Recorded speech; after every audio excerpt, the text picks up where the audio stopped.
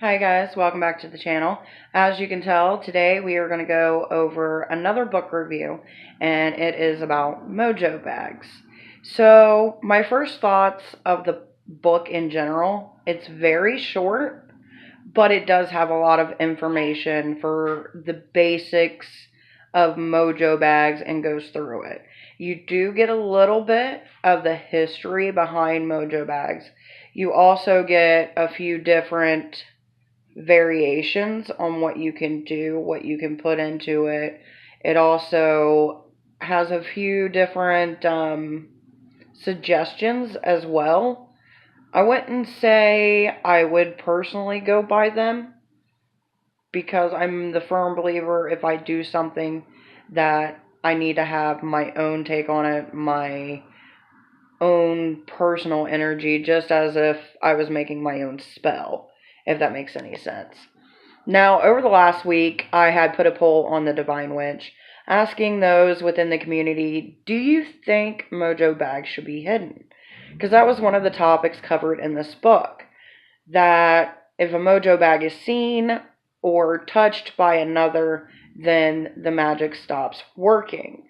Which, to me, I can see that. And over the years that I've been within the community, I've seen a lot of people pull out what they say is Mojo Bags, and they'll be like, yeah, I got this in it and I got that in it.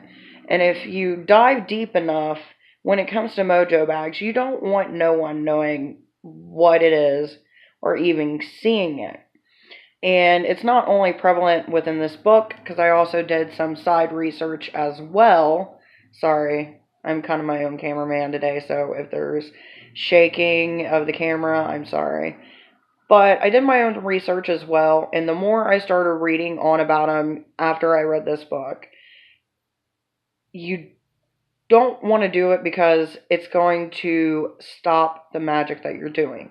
It's almost like having a witch bottle and putting it somewhere where it could easily be dug up and things of that nature. So it's more of a private thing. You don't want no one to disturb it. The only energy that you want on it is with yourself.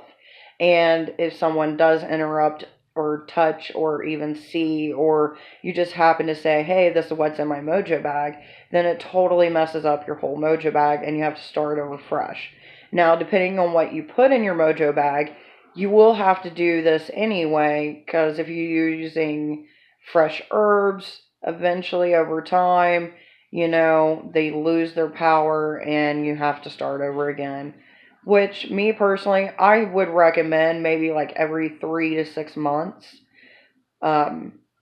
redoing or maybe reevaluating your Mojo Bags to just kind of, give new life into it, so to speak. There's some things that you're still always going to put in there, like if you have little totems or maybe papers of affirmation that you want something to come to be, or let's say something did come to be and you no longer need that, then you would take that out as well. It also covers how to feed your Mojo Bag, just like anything that we do within our work. You can either feed energy, was a good suggestion, especially when you're starting to make your Mojo Bags as well. But if you're going to feed it, it is suggesting things such as maybe alcohol, a certain scent, a spray. A little bit goes a long way. I'm not saying douse your Mojo Bags, because let's be honest, if you're dousing them to where they're wringing and dripping wet, and let's say, for instance, you use rum, and you're walking around smelling like rum, that can bring a lot of issues. So that's my personal thoughts on it. Some of the things that you could put into your Mojo Bag is pieces of you. So like a lock of hair or nails, or maybe you want to take some jewelry that you had from a family member or a loved one, or maybe something that you feel needs to go in your Mojo Bag that means something to you that may not mean something to someone else. So, as far as what you put into it, it depends on the intent that you want and what makes you comfortable. A lot of people will take what their little totems of spiritual animals. They will also put that in there as well. Once again, um, individualism pretty much on what you want to put into your bags. It's really up to you on what you want to do. You can put crystals in it. So, depending on what outcome you want, study, research, go the extra mile. Also, in this book, it also talks about color association, different materials that you can use to make your Mojo bags out of.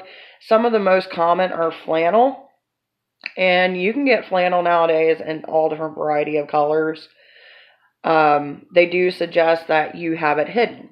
So when you're hiding it, you can either have it on a necklace, hidden under your clothes, maybe take a pin and pin it to your jacket, or hide it in your bra. It's whatever's most comfortable for you when you're carrying it around, because this is something that you're going to always have on you.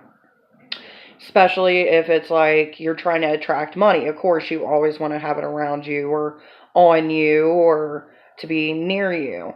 So, as far as my review of this book, from a 1 to 10 perspective, I'm going to give it a 9 because there's always more information out there. But the information that it gives you a great base to start with. It gives you what you need, what you could use, a few suggestions, and different things of that nature. So as far as this book, you can find it on Amazon Kindle, and you can get it for free right now, or you can get it for like, I think it was $2.99 for paperback. Either way, I think it would be a great gift for someone, especially someone who's venturing more into the Mojo bag world and hasn't really had much experience with it. So that's my final thoughts on it. I hope you guys enjoyed this as much as I enjoyed making it, and stay tuned. And always remember, every Monday we will have a book review uploaded.